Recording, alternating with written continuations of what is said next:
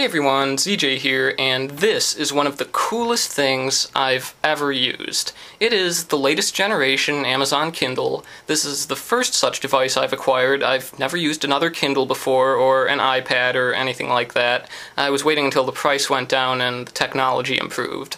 And it really is fantastic. The screen on this thing is remarkable. It's not even really a screen like you would usually think of. It's not illuminated by anything, it's just patterns of color. It doesn't even get drowned out by sunlight, it just gets more visible. Of course, this also means that it's harder to read in the dark since there's no backlight, but it's visible from every angle, almost like an actual piece of paper. And apparently it doesn't draw any power for the screen once there's a static pattern on it. When you put it into sleep mode with this switch on the bottom, it just changes to one of about 20 or 30 different images. It goes to sleep automatically if you don't use it for 10 minutes. It's supposed to last for a month on one charge if you turn off the wireless connection. It's also really thin, and it doesn't weigh very much. It's smaller than a lot of books, and definitely more comfortable to hold. Now, as for actually reading things, which is the point of all this, it's basically just awesome. There's no way around it. It's comfortable, there's no eye strain from looking at a backlit screen for hours, and it's really easy to just get into reading things and forget that it isn't an actual book. You can see the pixels, but only if you look closely, otherwise it's not noticeable. There are buttons for turning the page forward or back on either side of the device, which is really handy, no pun intended. When you turn the page, the screen actually turns black while it rearranges itself. It only takes like half a second to refresh, but it seems like it takes a little longer when it's warm out or you've been using it for a while. Also, if you listen really closely, there's this tiny high-pitched squeaky noise while the screen changes. It's really quiet, but I'll try and get a recording of it if I can find a sensitive enough microphone and strip out all the noise. Anyway, back to reading. You can rotate the screen 90 degrees in any direction. On Kindle documents, you can make the text bigger or smaller. Wait, let me find a Kindle document.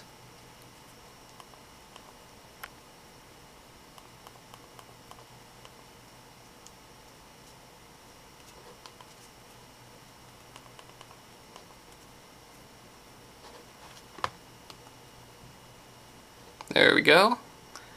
It's a little more complicated with the PDF files. You technically don't even have to buy any Kindle books. You can just upload PDFs to it for free if you want. And go back to a PDF file.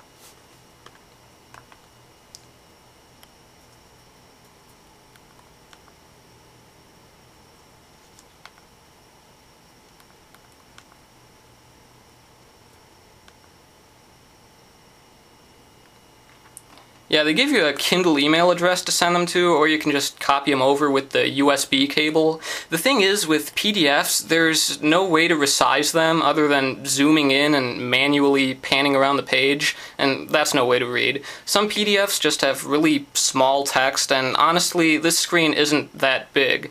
Sometimes it helps to rotate it 90 degrees and read it on its side.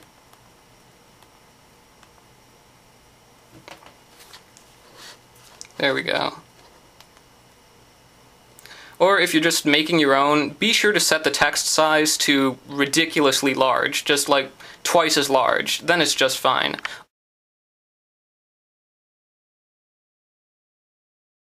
OpenOffice is free and it creates PDFs natively, so it's really just as easy as pasting something into a Word document. Now, it also comes with its own web browser, which is a version of WebKit. Let me get back to that.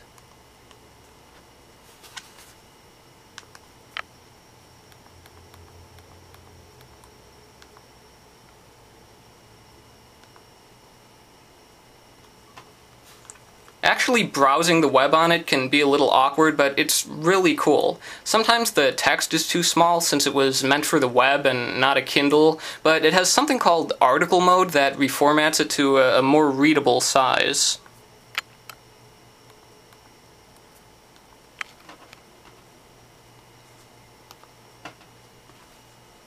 There we go.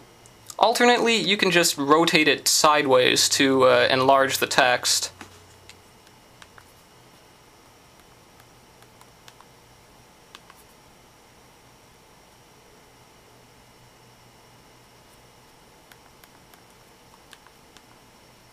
Let me go do that.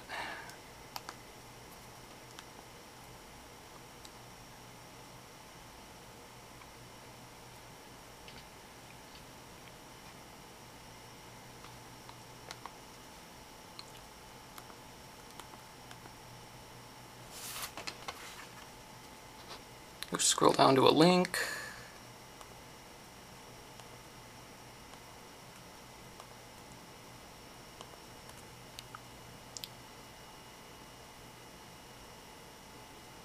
So, now I can read all my YouTube comments on here. Anyway, the whole thing is pretty much great. Pros and cons, well, it's much more compact than physical versions of all the books I have on here, which would be at least yay high. Now you can carry all that around. The downside is, once you're done with them, there's really no way to pass them along to a friend. They're tied to the device, so as long as you're okay with that. Alternately, you can just try and find some book scans and turn them into PDFs and send them to anyone. All in all, if you think this is something that would be cool for you to have, I totally recommend it. It is really cool. 3 GB memory, $139 for a Kindle with Wi-Fi, $189 for Wi-Fi and global 3G service. It's a good value, and it's really useful. Thumbs up.